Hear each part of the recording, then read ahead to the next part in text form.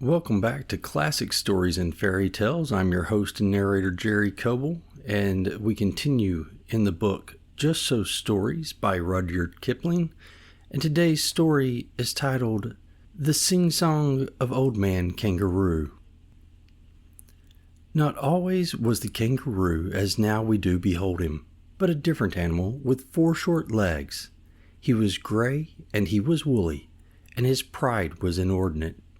He danced on an outcrop in the middle of Australia, and he went to the little god, Inca.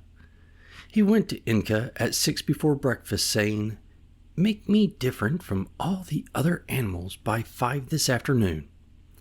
Up jumped Inca from his seat on the sand flat and shouted, "Go away!"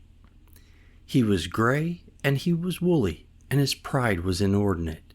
He danced on a rock ledge in the middle of Australia, and he went to the middle god, Inking. He went to Inking at 8 after breakfast, saying, "Make me different from all other animals. Make me, also, wonderfully popular by 5 this afternoon." Up jumped Inking from his burrow in the spinifex and shouted, "Go away!" He was gray and he was woolly, and his pride was inordinate. He danced on a sandbank in the middle of Australia, and he went to the big god, Inkong. He went to Inkong at 10 before dinner time, saying, "Make me different from all other animals. Make me popular and wonderfully run after by 5 this afternoon." Up jumped Inkong from his bath in the salt pan and shouted, "Yes, I will." Inkong called Dingo, yellow dog Dingo, always hungry, dusty in the sunshine, and showed him Kangaroo. Inkong said, "Dingo, wake up, Dingo. Do you see that gentleman dancing on an ash pit? He wants to be popular and very truly run after. Dingo, make him so." Up jumped Dingo, yellow dog Dingo, and said, "What? That cat rabbit?" Off ran Dingo, yellow dog Dingo, always hungry, grinning like a coal scuttle, ran after Kangaroo. Off went the proud Kangaroo on his 4 little legs like a bunny. This, oh beloved of mine, ends the first part of the tale.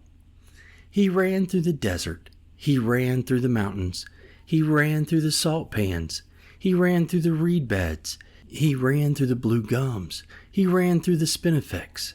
He ran till his front legs ached. He had to. Still ran Dingo, yellow dog Dingo, always hungry, grinning like a rat trap, never getting nearer, never getting farther. Ran after Kangaroo. He had to. Still ran Kangaroo, old man Kangaroo.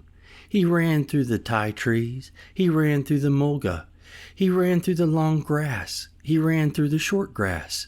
He ran through the Tropic of Capricorn and Cancer. He ran till his hind legs ached. He had to.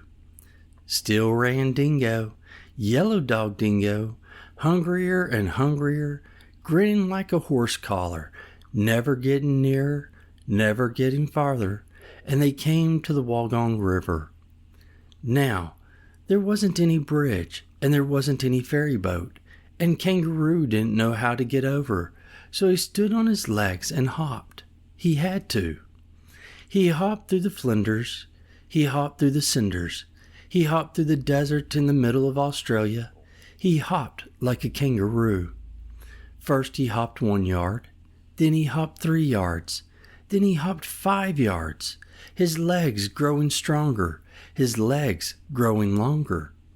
He hadn't any time for rest or refreshment, and he wanted them very much. Still ran Dingo, yellow dog Dingo, very much bewildered, very much hungry, and wondering what in the world or out of it made old man Kangaroo hop. For he hopped like a cricket, like a pea in a saucepan, or a new rubber ball on a nursery floor. He had to. He tucked up his front legs. He hopped on his hind legs. He stuck out his tail for a balanced weight behind him, and he hopped through the Darling Downs. He had to.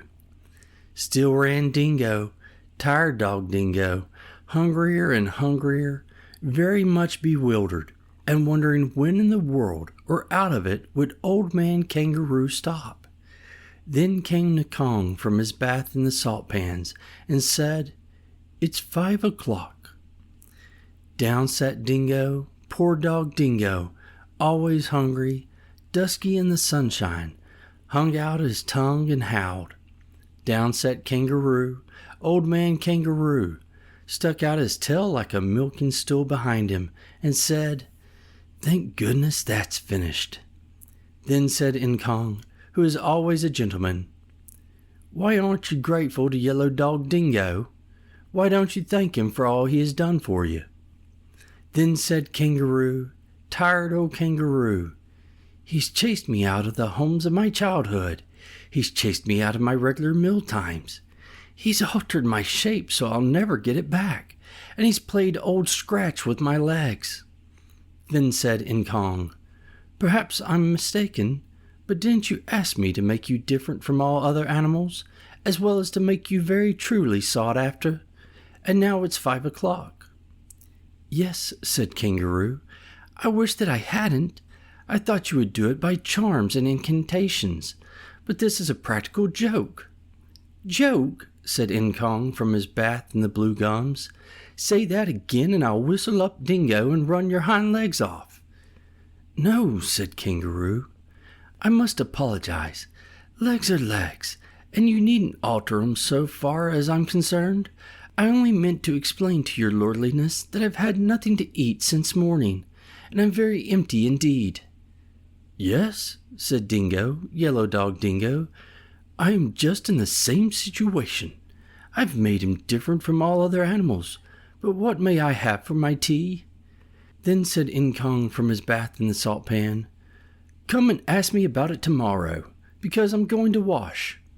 So they were left in the middle of Australia, Old Man Kangaroo and Yellow Dog Dingo, and each said, "That's your fault."